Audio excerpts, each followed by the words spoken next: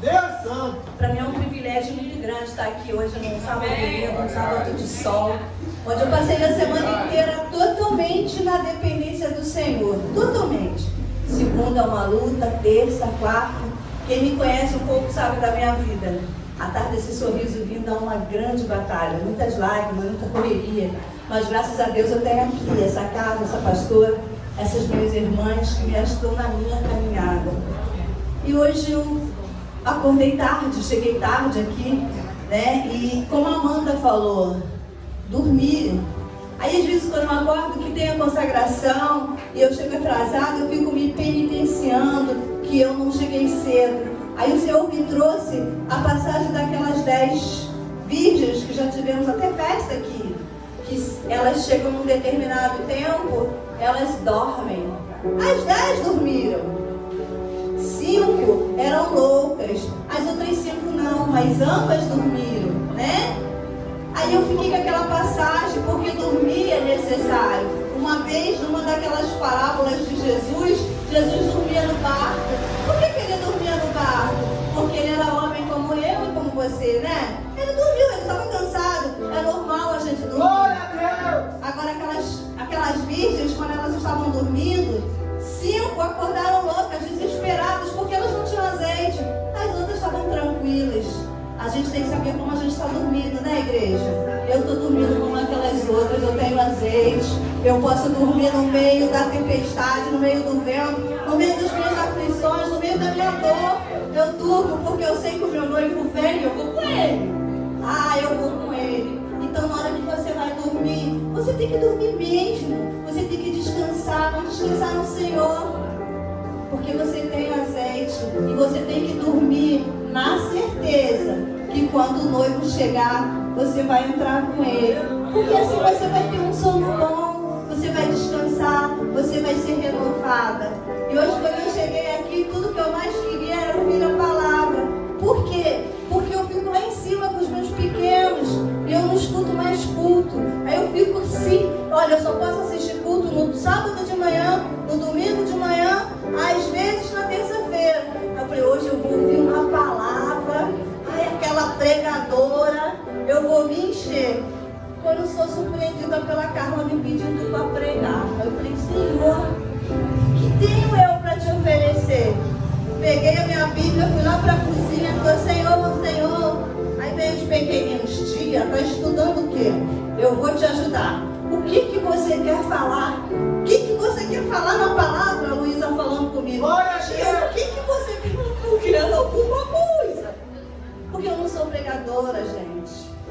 Eu sou apenas uma serva do Senhor que está sempre à disposição. Seja para lavar um banheiro, para ficar com as crianças. Eu só não aconselho ninguém a me pedir para louvar, porque eu sou horrível, muito horrível. Glória a Deus! Mas dentro da palavra do Senhor, aqui dentro, se você quiser conversar comigo, de Gênesis a Apocalipse, eu sei um pouquinho de cada coisa. E quando pega você para pregar, eu não sei elas que são pregadoras oficiais. Quando você prega sobre Gênesis, sobre os milagres de Jesus, sobre todas aquelas parábolas, é tanta coisa, tanta riqueza que você fica, o que eu vou falar, o que eu vou falar, o que eu vou falar. Mas hoje, enquanto eu estava ali, o Senhor falou assim, fala sobre a tua vida. E quando fala sobre a minha vida, ele fala sobre Gideão. Porque Gideão, ele se achava fraco, ele era o menor da casa dele. Ele estava lá escondido e todo mundo diz que ele era, como é que se diz quando a pessoa é medroso? Todo mundo diz que Gideão era medroso. E eu, como eu acho que eu sou muito parecido com Gideão, eu não sei vocês, quando vocês leem a Bíblia, eu entro assim dentro da história, e eu vou entrando dentro da história, e eu vou me vendo ali dentro, e eu me vejo como Gideão. E quando eu me vejo como Gideão, eu não me vejo medroso. Eu vejo alguém que ele estava ali, todo mundo deve conhecer essa história. Ele estava ali, escondido, amassando aquelas uvas no lugar onde era para amassar trigo. Eu me vejo como Gideão, quando eu abro a geladeira com vontade de comer picanha e só tem ovo. Aí eu olho para o ovo e penso na picanha e eu falo assim, Senhor, eu vou comer esse ovo como se fosse picanha. E consigo sentir até o gosto. Eu não sou sou aquela pessoa, Gideão não era aquela pessoa que olha para a geladeira, também não vou comer ovo, eu queria comer outra coisa. Não, a gente tem que viver com aquilo que Deus te dá e fazer aquilo que Ele te dá ser muito melhor, porque quem acrescenta é Ele, porque quem deu foi Ele. Então você tem que pegar o que você está vivendo agora. Se você é casado, viva como casado. Se você é solteiro, viva como solteiro. Se você é viúvo, viva como viúvo. Não viva se reclamando porque eu queria, porque eu podia. Não. O que o Senhor tem para mim hoje? É isso? É isso que eu vou fazer. Eu vou fazer como? Eu vou fazer o melhor. Eu vou fazer o melhor. O meu melhor. Porque o demais, Ele vai acrescentar. E como o Senhor estava me dando essa palavra de Gideão, aí eu falei, Senhor, eu só preguei acho que 2 ou 3 vezes aqui nessa igreja. Ou na minha vida inteira, porque eu não sou de pregar. Aí, eu falei, eu já falei sobre Gideão. Eu lembro que eu já falei. Mas hoje eu quero falar da nossa caminhada. Porque a nossa caminhada ela é muito difícil. E Gideão, ele é um bom exemplo na Bíblia. Por quê? Porque Gideão, ele começa ali escondido. Ele começa ali escondido. Essa passagem de Gideão está lá em Juízes 6. Eu não vou ler porque é muito grande. Mas vocês podem acompanhar. Eu aconselho a todo crente ler pelo menos 5 vezes a história de Gideão. Porque vai te ajudar na tua caminhada. Desde o começo até o fim. Porque o começo da vida de um crente é muito bonito. É glória a Deus, aleluia. Ele me tirou da lama, Ele me tirou do pecado. Eu sou um novo ser. E Ele vai, aí Ele escuta o milagre de um, Ele escuta o milagre de outro. Ele tem uma consagração. Ele vê o irmão rodando. Ele, opa, daqui a pouco eu vou estar rodando também. E se Deus fez na vida dele, vai fazer na minha também. Aí quando vem, você escuta tanto milagre e você começa a orar pelo seu milagre e o seu milagre não vem, aquilo vai te desgastando e o meio da caminhada é muito difícil. Aí você tem vontade de parar. Mas na vida de Gideão, ele estava lá, amassando as uvas dele, quando um anjo veio no capítulo 6, no versículo 11, estava malhando trigo no lagar para salvar, se esconder, dos midianitas. Então o anjo do Senhor lhe apareceu e lhe disse: o Senhor é contigo, varão valoroso. Não importa que os outros dizem que você é fraco, é burro, é ignorante, você não vai acontecer nada na sua vida. Importa é o que Deus diz a você. Importa é o que você é diante de Deus. Os outros são os outros. Mas Gideão lhe respondeu: ah, Senhor, se o Senhor é conosco, porque tudo isso vos sobreveio, e que é feito de todas as suas maravilhas que os nossos contarão, dizendo: não nos fez o Senhor subir o Egito? Gideão aqui ele começa a questionar o anjo, falando: Senhor, por que o Senhor está deixando tudo isso acontecer? Poxa, se o Senhor é comigo, por que Israel está sofrendo desse jeito? Mas ele sabia que era por causa do pecado, porque eles adoraram outros deuses, porque eles deixaram brechas e brechas, e o Senhor estava ali querendo novamente salvar ele, e escolheu Gideão e capacitou Gideão. A Bíblia fala que Gideão, ele fez prova com o anjo. É uma história linda, mas é comprida. E ele fez várias provas com o anjo. Ah, se o Senhor é comigo, ah, se o Senhor é comigo. E o Senhor teve muita paciência. Eu sei que muitas vezes no nosso chamado, no nosso caminho, a gente é chamado. Isso acontece comigo, deve acontecer com vocês. E a gente fala assim: não, Senhor, eu não sou capaz. Eu não sou capaz, eu não posso, eu sou fraco, eu não tenho condições de pregar, eu não tenho condições de ir para o hospital orar pelas pessoas, eu também estou tão doente, eu também tenho as minhas dores. Mas aquele que o Senhor chama, Ele capacita. Aleluia, Deus. E às vezes, muitas das vezes, os outros eles questionam e falam assim: poxa, ela foi chamada, disse que não podia, que não queria, ela está passando por uma fase, e a gente que é um crente mais maduro, a gente tem que entender e acolher e ajudar na caminhada, porque Jesus, Deus quando chamou Gideão disse: olha, eu sou o mais fraco da minha tribo, tipo assim, tu tá louco? Sabe, quando a Carla chega e fala assim: você vai pregar, eu vou tá maluca? Eu sou mais fraca da minha casa, eu não sou nada. Quando Jesus falou com Isaías, ele falou assim: olha, eu tenho lábios impuros. Quando Jesus chamou Moisés falou: olha, eu sou gago. Deus chama aqueles que acham que não são, para que ele possa fazer eles serem. E aqueles que acham que são, Deus derruba e fala assim: tu é nada, tu não é nada. Tu tem que primeiro ser pó, para depois você virar alguma coisa na minha mão. Eu te quebro. Agora aquele que já está quebrado, ele refaz, e quando ele refaz, ele faz bonito. Porque ele faz com a honra e com a glória dele. E assim foi na vida de Gideão. Gideão foi provado que Deus era com ele. E ele foi na caminhada. E quando ele chamou, ele achou até que estava sozinho. Aí ele chamou todo o povo e veio muita gente. Mas veio muita gente. Aí ele falou: agora eu estou forte. Eu não estou mais sozinho, eu tenho um exército para lutar. Eu tenho muita gente. Sempre que você pensar que você tem muita gente ao teu redor, você está sozinho. Você está sozinho.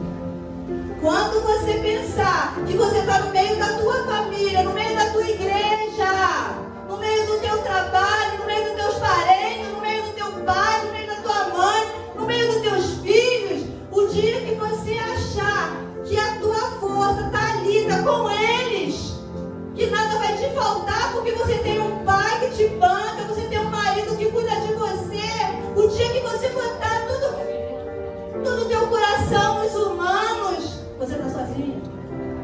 Mas naquele dia que você acordar pro lado e não ver mais ninguém do teu lado, aquele teu marido que cuidava de você não existe mais, aquele teu filho que você tanto se dedicou, ele foi. É nessa hora que quando você se vê sozinho, sem dinheiro, sem marido, sem filho, sem periquito e papagaio, é ali que Deus está contigo. É ali que ele fala com Paulo, é ali que ele fala: a tua minha graça te basta. E você só tem que lembrar, é para isso que você tem que ler a Bíblia, é para a hora do teu dor, é para a hora do teu sofrimento. O Espírito Santo vai trazer aquilo tudo que você aprendeu. Você não tem que ler a Bíblia para pregar bem, você não tem que ler a Bíblia para padecer, você tem que ler a Bíblia para na hora da sua dor, na hora do seu desespero, você falar assim: Espírito Santo, me ajuda. E ele vai trazer aquilo que você leu, aquilo que você estudou, aquilo que você ouviu na igreja. Ele vai falar: a minha graça te basta, seja forte e corajoso, eu estou contigo. Eu não morri à toa, eu não botei o meu corpo passando aquela vergonha para ser esbofeteado, surrado, sangrar, para você ganhar um apartamento, para você ganhar um marido ou uma casa. Eu morri para te dar vida. Aleluia! Glória a Deus! Aleluia! Eu morri por você, eu não morri para te dar nada materiais, eu morri para te dar uma eternidade comigo. Somente comigo. E Gideão, ele provou da bondade do Senhor, e o Senhor foi com ele, e ele estava lá com seus multidão. E o Senhor falou assim: Gideão, tu tá com muita gente aí, Gideão. Tu há de pensar que é esse povo que está contigo que está te dando vitória.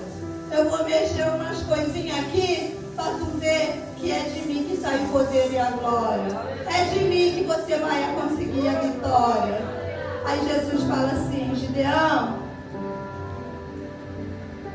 fala com eles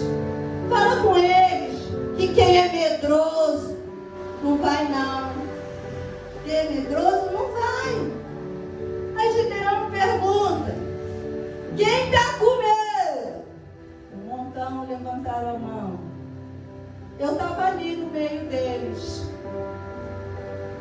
quando Gideão pergunta: quem está com medo? Eu estava ali, eu acredito que você nem estava. Eu estava com medo sim, mas eu não levantei a minha mão não. Eu peguei o meu medo, eu encolhi, eu guardei. E eu falei: Senhor, fica comigo, porque eu estou com medo sim. A vida é muito dura, não é só na vida de um crente, a vida é dura para todo mundo. E tem hora que dá medo. Quem falar que não tem medo é porque tem medo de falar. E quando o Gideão grita que quem está com medo, muitos levantaram a mão e foram embora. E ficou só uma parte. Eu fiquei ali, vocês também ficaram. Eu posso ver vocês no meio daquela multidão. Aí eu falei: glória a Deus, consegui chegar mais um passinho, né? Eu estava no meio de muitos, já consegui passar pela prova do medo. Mesmo com medo, mas eu passei. Sabe aquele aluno que não tira 10, mas tira 5,5? Passa, era eu no meio da multidão. Aí Jesus olhou e falou assim: ainda tem muita gente, vou fazer mais uma prova. E Jesus faz uma prova que eu demorei muito tempo para entender. Que a prova daquelas pessoas que elas são distraídas. Aí ele fala, na passagem, ele fala que ele manda eles beberem água.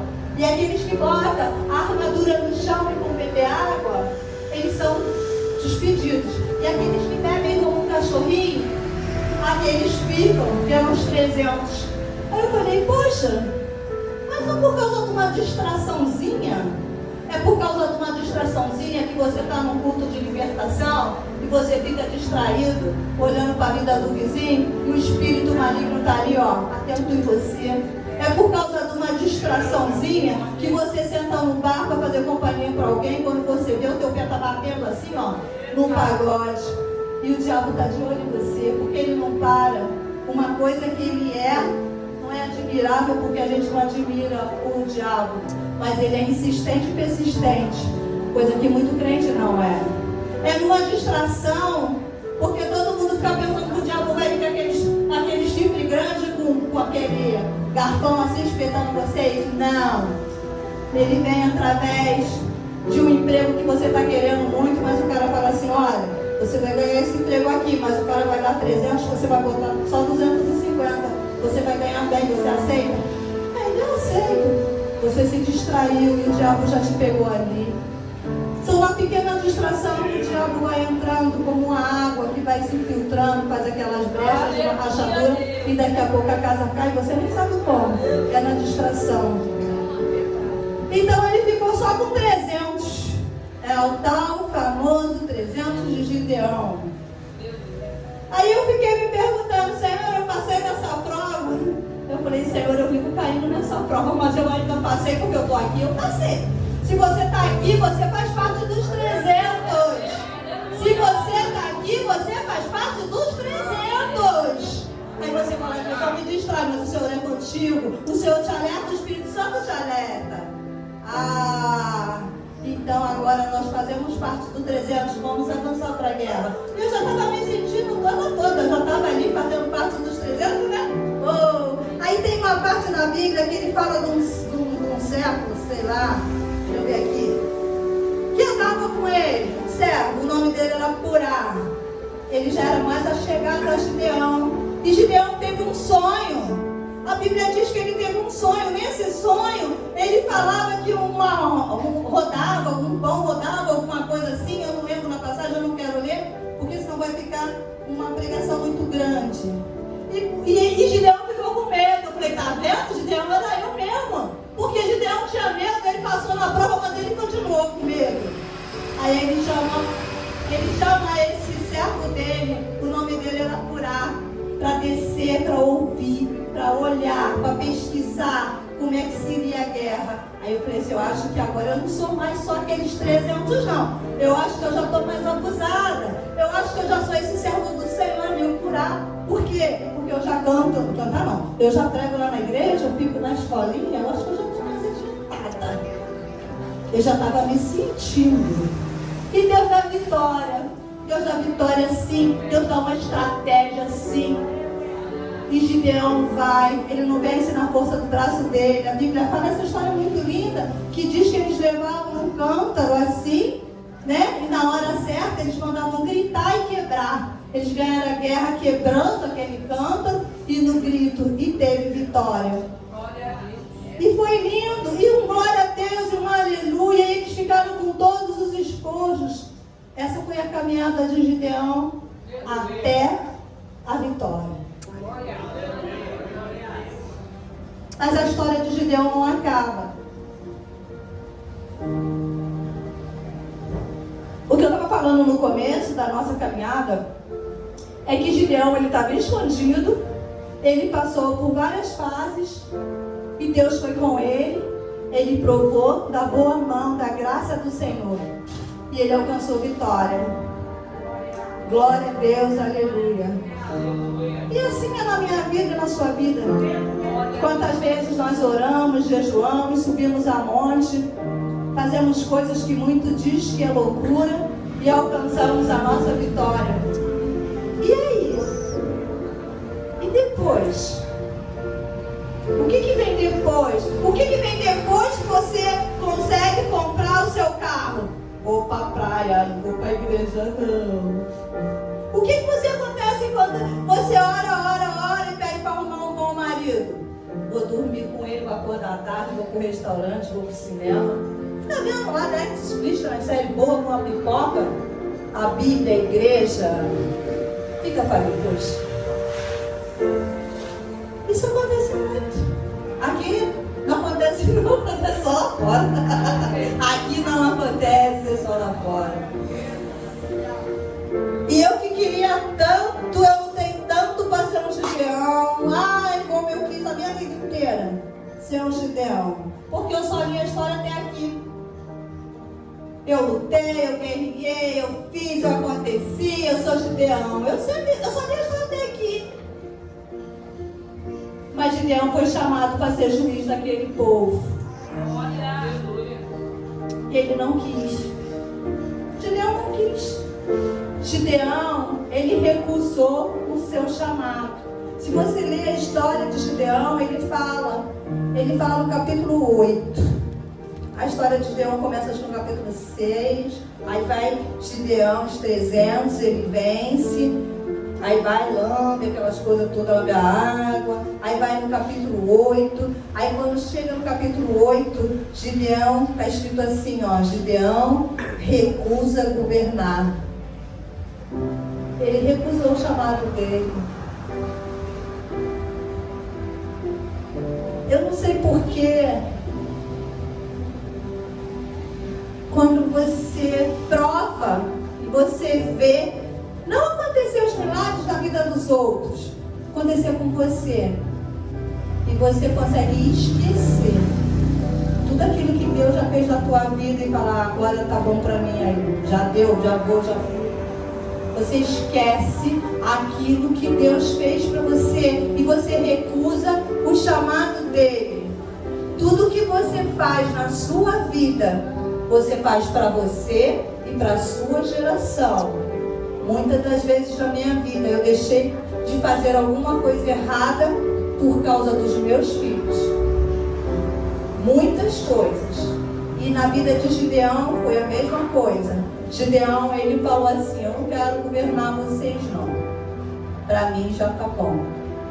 Aí, no capítulo 8, Gideão fala assim, eu não quero. Aí então os homens de Israel disseram a Gideão, domina sobre nós, tanto tu como teus filhos, e o filho dos teus filhos. Portanto, nos livraste da mão dos midianitas. O povo acreditava em Gideão. O povo sabia que Deus era com Gideão.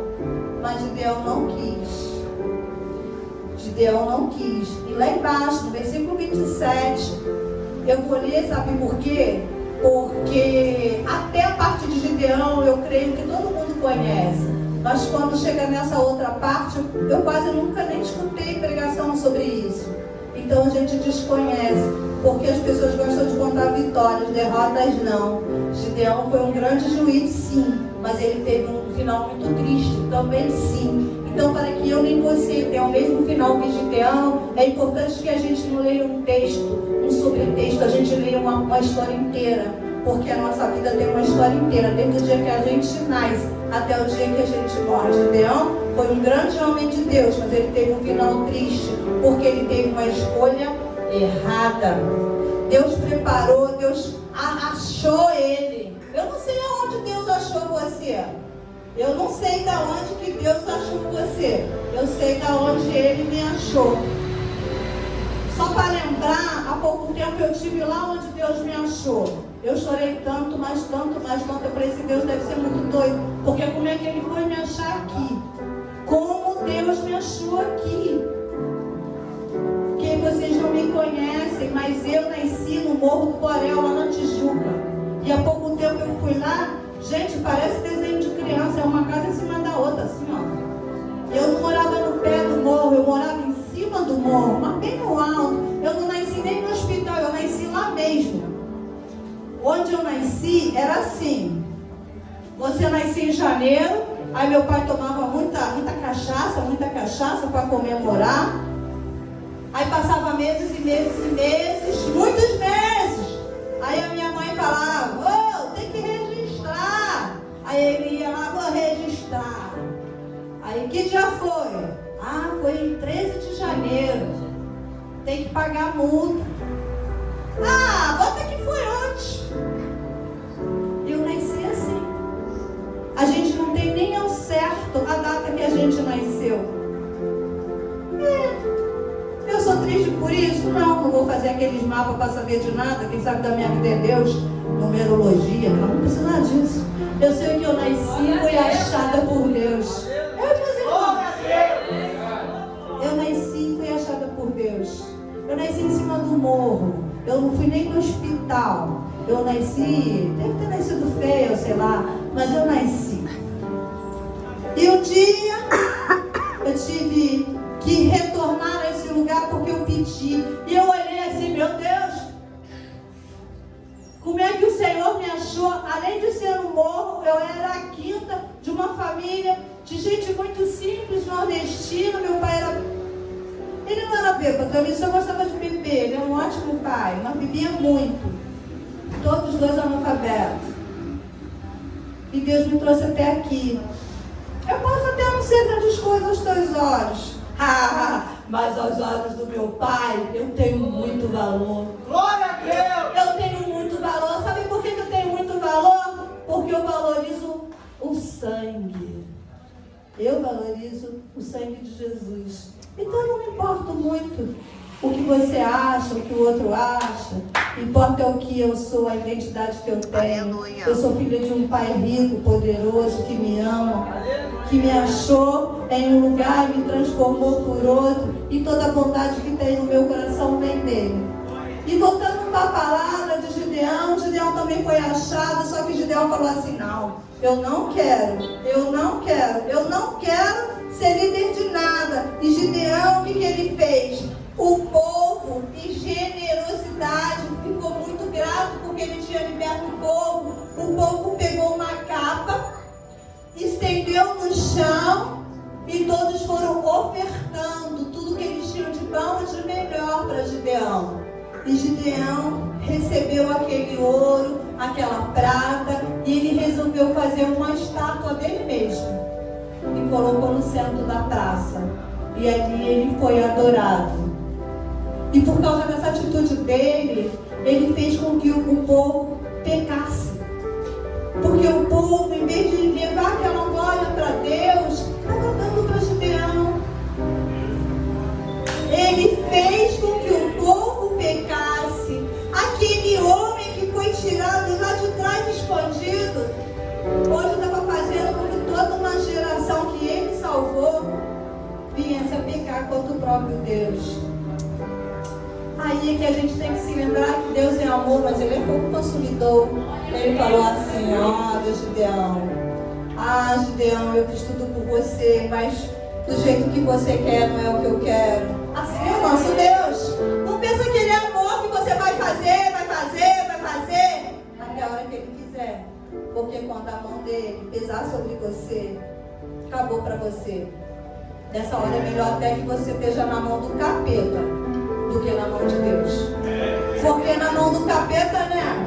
Em nome de Jesus sai. Em nome de Jesus ele sai. Mas no nome de Jesus, a pastora pode orar. Né, missionária? Missionária pode orar. Mas nada vai mudar. Quantas vezes elas são chamadas para fazer aí na casa de alguém orar? Eu aprendi com elas também. Elas falam assim, eu posso até ir, mas não vai adiantar nada. Está na mão de Deus.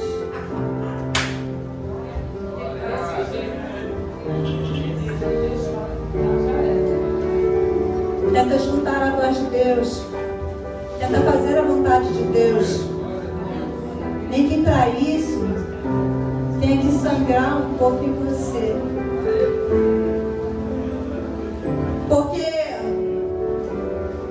a palavra de Deus diz, quando Jesus estava na terra, que ele ensinou a gente a orar, os católicos oram, todo mundo ora, Pai nosso que está no céu, santificado seja o teu nome, venha a nós a glória, seja feita a tua vontade. Balela para todo mundo que fala isso, decora isso, fala isso, mas não, Senhor, eu quero isso, eu quero isso, eu quero isso. Senhor, seja feita a tua vontade. Senhor, seja feita a tua vontade. Senhor, me ajuda a fazer a tua vontade. Senhor, me ajuda a fazer a tua vontade porque é difícil. Mas que seja feita a tua vontade, porque no final vai dar certo. Nem que no começo fica difícil para mim, para qualquer um, para todo mundo. E vamos lá. Aí Gideão foi, recusou. Gideão tinha, sabe quantos filhos, gente? 70. Gideão tinha 70 filhos. Não sei como ele conseguia guerrear e fazer tanto filho, mas ele conseguiu. E teve Gideão 70 filhos, e procederam dele, porque tinha muitas mulheres. E as suas concubinas estavam em Siquém, e lhe deu também um filho. Pôs-se o nome de Abimeleque. Quando eu falei para você que aquilo que você faz é para a tua geração, ele salvou uma geração, mas ele mesmo fez toda aquela geração pecar contra o Senhor. E ele tinha 70 filhos. E um deles, que é Abimeleque, sabe o que ele fez? Ele já tinha morrido. Então alguém tinha que suceder, tinha que ficar no lugar. Ele pegou, ele tinha muitas coisas, porque ele foi ganhando muitas coisas, então ele tinha muito rico. Aí o filho dele, esse inteligente, pegou e falou assim: eu não vou dividir nada com ninguém, vou fazer uma reunião. Abimeleque fez uma reunião com todos os irmãos, botou todo mundo numa casa e falou: nós vamos fazer uma reunião, tipo, para fazer uma divisão de partilha, de herança. Sabe o que ele fez, gente? Ele pegou uma pedra muito grande, e jogou sobre aquela casa. E ali matou todos eles. E o Senhor permitiu. E faleceu Gideão, filho de Joás, numa boa velhice, e foi sepultado no sepulcro. E seu pai Joás em Ofra. E sucedeu que quando Gideão faleceu, os filhos de Israel se tornaram-se e se prostituíram após a sua morte, e puseram em Balaal por Deus. E os seus filhos de Israel não se lembraram do Senhor, seu Deus, que os livrara da sua mão, de todos os seus inimigos ao redor, e usaram de beneficência na sua casa. Aí ele vem falando agora de Abimeleque. Aí ele diz que ele matou todos os seus filhos, e assim acabou a história de Gideão. Aí vem a história de Abimeleque, é uma outra história. Quando a gente não cumpre o chamado que o Senhor tem para a nossa vida, a gente tem umas coisas que a gente depois fica perguntando: por que, Senhor? Por quê? Por quê? A resposta está no que você fez, a resposta está naquilo que você fez. Eu estava falando da nossa caminhada. O começo da nossa caminhada é confusa, porque você às vezes não sabe para onde ir. Aí você começa bem, aí você caminha bem, o meio é complicado, o meio é difícil, mas chegar até o final é por poucos, muito poucos, porque muitos se perdem no meio. Então, nessa manhã, conforme a Luísa falou, o que você quer falar para a igreja, né, Luísa? O que você quer falar para a igreja? O que eu quero falar para a igreja é que eu, quando lia Gideão, sabe, Luísa, eu queria ser Gideão, porque ele ganhou a guerra. Porque eu não li o final da história. Hoje eu não quero mais ser Gideão. Hoje eu quero apenas ser uma serva do Senhor, que cumpre o chamado do Senhor, que vive a palavra do Senhor. Gente, eu acho muito bonito aqueles pregadores bons que chegam e falam assim, lá em capítulo 3 de Parará, em versículo 10 e não sei o quê, e a palavra do Senhor, em Mateus 40, e vai lá em Apocalipse. Eu acho lindo. E eu estava falando com o Senhor numa madrugada, e ele falou assim, olha, quando você pega o seu carro, que você bota o Waze para te levar, você bota aquilo ali, né?